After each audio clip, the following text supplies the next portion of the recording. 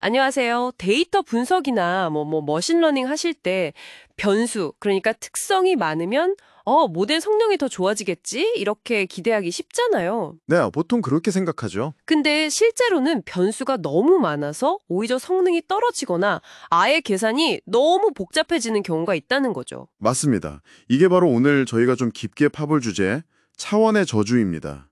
영어로는 Curse of Dimensionality라고 하죠. 차원의 저주, 흥미로운 이름이네요. 그렇죠. 요즘 데이터가 점점 고차원화되니까 데이터 분석 좀 해보셨다 하는 분들은 꼭 알아두셔야 할 개념이에요.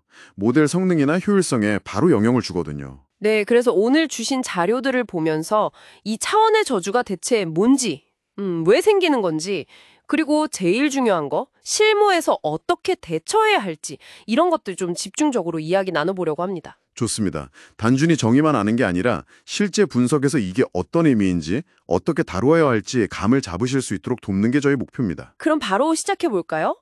차원의 저주, 이게 정확히 뭔가요? 간단히 말하면 데이터의 차원, 그러니까 변수 개수가 늘어날수록 데이터가 존재하는 공간의 부피는 어마어마하게 커져요. 기하급수적으로요. 공간이 커진다. 네. 근데 데이터 양은 그 속도를 못 따라가는 경우가 대부분이죠. 그럼 결과적으로 데이터가 그 넓은 공간에 비해 아주 드문드문, 희소하게 분포하게 됩니다. 이걸 영어로 스parse하다고 하죠. 아, 희소해진다. 네. 이렇게 데이터가 희소해지면 모델이 패턴을 배우기 어려워지고 계산 비용은 확 늘어나고 이런 문제들을 통틀어서 차원의 저주라고 부르는 겁니다. 그러니까 변수가 늘어나면 음. 점들이 서로 너무 멀어져서 뭐랄까 우주 공간에 별 몇 개 떠 있는 것처럼 된다? 이런 느낌이네요. 정확해요. 비유가 아주 좋으신데요. 이게 왜 문제냐면 몇 가지 이유가 있어요. 첫째는 방금 말씀하신 희소성 증가 때문이에요. 네. 1차원 선 위에 점 10개 찍는 거랑 2차원 평면에 10개, 3차원 공간에 10개 찍는 걸 생각해 보세요. 차원이 높아질수록 점들 사이의 평균 거리가 확 벌어지겠죠. 아, 그렇겠요. 같은 개수라도. 네. 고차원 공간은 대부분이 그냥 빈 공간이에요. 데이터가 없는. 그래서 어떤 데이터 포인트 주변에 가까운 이웃을 찾는 것 자체가 되게 어려워져요. 그러면 데이터를 훨씬 더 많이 모아야겠네요. 같은 밀도를 유지하려면? 맞습니다. 그게 두 번째 문제. 필요 데이터 양의 폭증이에요. 차원이 하나 늘어날 때마다 필요한 데이터 샘플 수가 그냥 늘어나는 게 아니라 지수적으로 증가해요. 지수적으로요? 와. 네. 예를 들어 100차원 정도만 돼도 그 공간을 조금이라도 의미 있게 채우려면 정말 천문학적인 양의 데이터가 필요해요.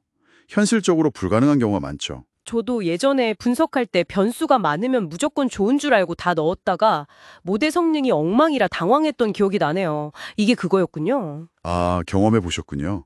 그게 바로 차원의 저주죠. 데이터가 그렇게 희소해지면 특히 거리 기반 알고리즘들 있잖아요. KNN 같은 거. 네, K nearest neighbors. 네. 그런 알고리즘들은 성능이 뚝 떨어질 수밖에 없어요.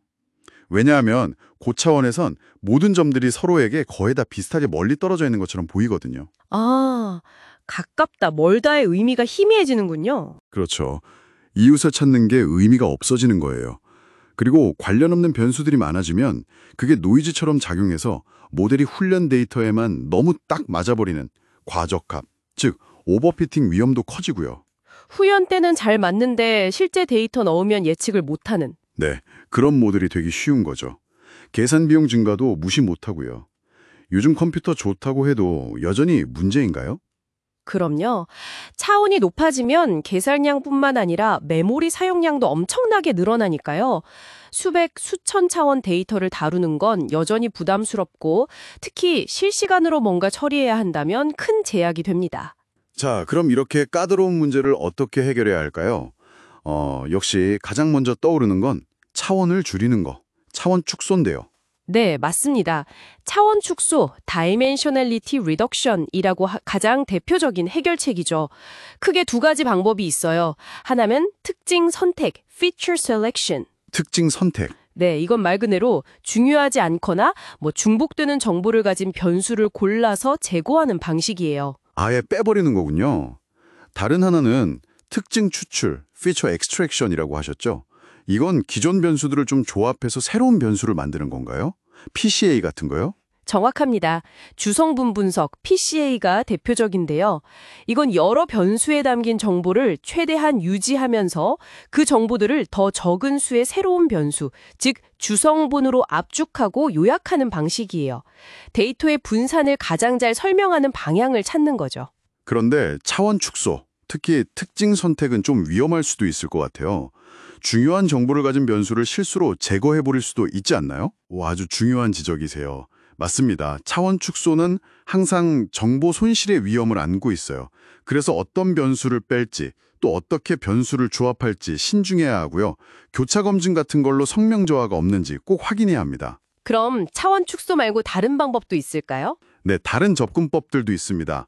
예를 들어 고차원에서는 우리가 흔히 쓰는 유클리드 거리의 의미가 약해질 수 있어서 코사인 유사도 같은 다른 거리 척도를 사용하기도 하고요. 아, 거리 계산 방식을 바꾸는군요. 네, 또 아예 처음부터 차원의 저지에 좀 덜 민감한 모델을 쓰는 방법도 있어요. 고차원의 좀 더 강한 모델이요? 어떤 것들이 있죠? 예를 들면 트리 기반 앙상블 모델들이요.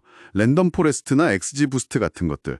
이런 모델들은 트리를 만들 때 한 번에 모든 변수를 보는 게 아니라 일부 변수만 보기 때문에 고차원 공간에서의 거리 문제에서 상대적으로 좀 자유로워요. 딥러닝 모델도 고차원 데이터에 강하다고 들었는데요. 네, 딥러닝도 내부적으로 데이터의 복잡한 특징을 잘 학습하고 표현하는 능력이 뛰어나서 고차원 데이터 처리의 강점을 보입니다. 결국 분석하려는 데이터의 특성이나 문제 상황에 맞춰서 차원 축소를 할지 아니면 고차원의 강한 모델을 쓸지 이런 전략을 잘 선택해야겠네요. 그렇습니다.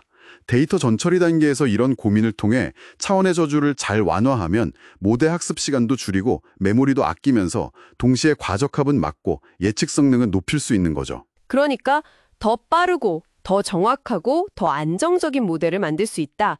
실무에서는 이게 정말 중요하겠네요. 네, 엄청난 경쟁력이죠. 자, 오늘 이야기를 정리해보면 데이터 차원이 늘어나면서 생기는 데이터 희소성, 모델 성능 저하, 계산 비용 증가, 이런 차원의 저주 현상을 이해하는 게 중요하고요. 네, 그리고 이걸 해결하기 위해 차원 축소 기법인 특징 선택이나 특징 추출을 사용하거나 혹은 다른 거리 척도를 쓰거나 아니면 고차원의 강한 모델을 활용하는 등 다양한 전략이 있다는 걸 알아봤습니다. 데이터는 앞으로도 점점 더 복잡해지고 차원도 높아질 텐데 이 차원의 저주는 계속해서 중요한 도전 과제가 되겠군요. 맞습니다. 그래서 이걸 극복하기 위한 새로운 알고리즘이나 방법론 연구로 계속 활발하게 진행되고 있고요. 마지막으로 이런 생각을 좀 해봤으면 좋겠습니다.